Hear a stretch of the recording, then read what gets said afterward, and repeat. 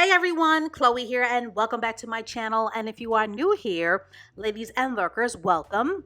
So, in today's video, I wanted to address and discuss a very common life experience that happens for both men and women. And that experience is all about the love addiction entanglement of the soul tie.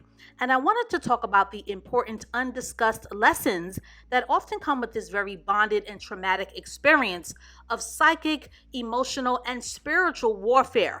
Now, for those of you who don't know, a soul tie is a trauma bond and a toxic connection with a person and or a dynamic that is based on pain and lust and dysfunction and confusion and complications and gut-wrenching emptiness and the electricity of bedroom chemistry and codependency and desperation and exploitation and self-loathing and lots of tears, and is a bond of emotional addiction and or entrapment that often makes a person feel confused and dazed and hopeless. Now, make no mistake, the soul tie is a negatively charged attachment that exploits the low self-worth and esteem of a person until they are either physically sick, emotionally distraught and destroyed, or grounded down to a painfully emotionally raw pulp. And what makes the soul tie exceptionally dangerous is that the soul tie often exploits our desperate need, particularly as women, but it can also happen to men, as in the case with Mr. August Alsina. And for those of you who follow me on Instagram at Hypergamous Hive, we also discussed the beautiful model Jessica White and the soul tie that she is currently experiencing with Mr. Nick Cannon. But the soul tie often comes into our lives with the mask of acceptance and unconditional love and favor and feeling special in another person's eyes. And when we are in a state of vulnerability and helplessness, whether we are children or adults, the soul tie exploits our conscious and unconscious desire for unconditional love and acceptance and attention and validation. And unfortunately, some of us are more thirsty and hungry for that validation than others, which often makes those who are emotionally starving perfect candidates for the exploitation energy that comes with a soul tie. And the soul tie often presents itself as a deceptive experience that is here to rescue you and comes with the promise of saving you from yourself. But in reality, the soul tie is here to teach you very vital lessons on emotional growth and emotional maturity and self-esteem and self-worth, and how to protect the sacredness of your life and how to better guard the preciousness of your soul. And when a person chooses to grow from the often deep and devastating hurt that comes with the soul tie, rather than to remain stuck in the nasty cycle of the immature blame game, they will come to learn that the greatest love of all, as corny as it sounds, is self-love. Now, soul ties are often associated with lovers and love triangles and marital affairs and domestic violence, or being the revengeful side chick and or mistress, or even the side dude.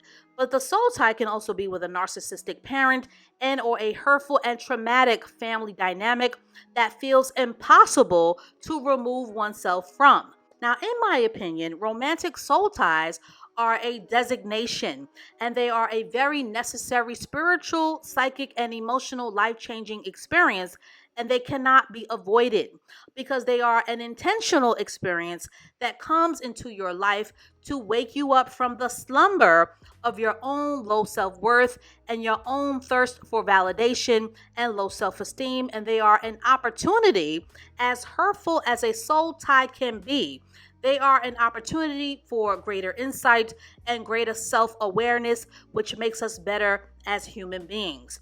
And they are also an opportunity for us to learn how to love ourselves in a way that was not possible had the soul tie not happened. Because our parents and or the people who raise us often do not teach us the very vital lesson that pain can be a great teacher. Because the pain from a soul tie will force you to look into the necessary mirror of healing, not because it wants to punish you, but because this experience came into your life to grow you. Because with the aftermath of the soul tie comes an opportunity for true healing. But the thing about the soul tie is that healing is a choice. And when a person decides to dig their heels into a life of anger and rage and bitterness and unforgiveness and resentment and woe is me and the victimhood that often comes with the soul tie, they will live a life that will be stuck on a treadmill with no power, and they will not learn a thing from the gift that the soul tie has come into your life to bring. But if you are willing to face the mirror of pain that comes with the trauma bond of the soul tie, the chains of bondage will drop and you will feel like a new and improved version of yourself, which is the entire point of a soul tie, to become a better version of yourself. Now, in my personal opinion, the best way to heal from the trauma bond of the soul tie simply starts with a desire to live and thrive beyond the attachment and the pain and the drama and the hurt and the trauma that seeks to work overtime and keeping you small and stuck on stupid. And once the internal decision has been made, then comes the hard work, practicing celibacy, seeking professional counsel, journaling, reading self-help books, going no contact with the abusive situation, practicing radical self-care and radical self-forgiveness, planning for a better tomorrow, and doing the necessary work to heal and to never look back into the rearview mirror of what broke you. So that is all that I have to say on this for now. Soul ties are very, very real, but they are definitely not by accident, and they serve an invaluable and helpful and tremendous purpose in elevating our inner greatness and elevating our feminine worth and our feminine shine, and more importantly, elevating our overall worthiness.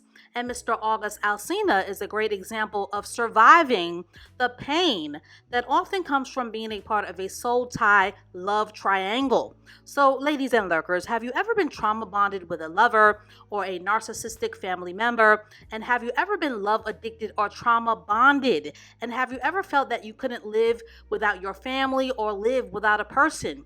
And in your opinion, is Mr. August Alsina a survivor of a soul tie, or is Mr. Alsina a kiss and tattletale side dude who forgot how to play his position? Share your thoughts and comments to get this discussion started below. And stay tuned for more Chloe content to come. And I will catch up with you ladies and you lurkers in the next one.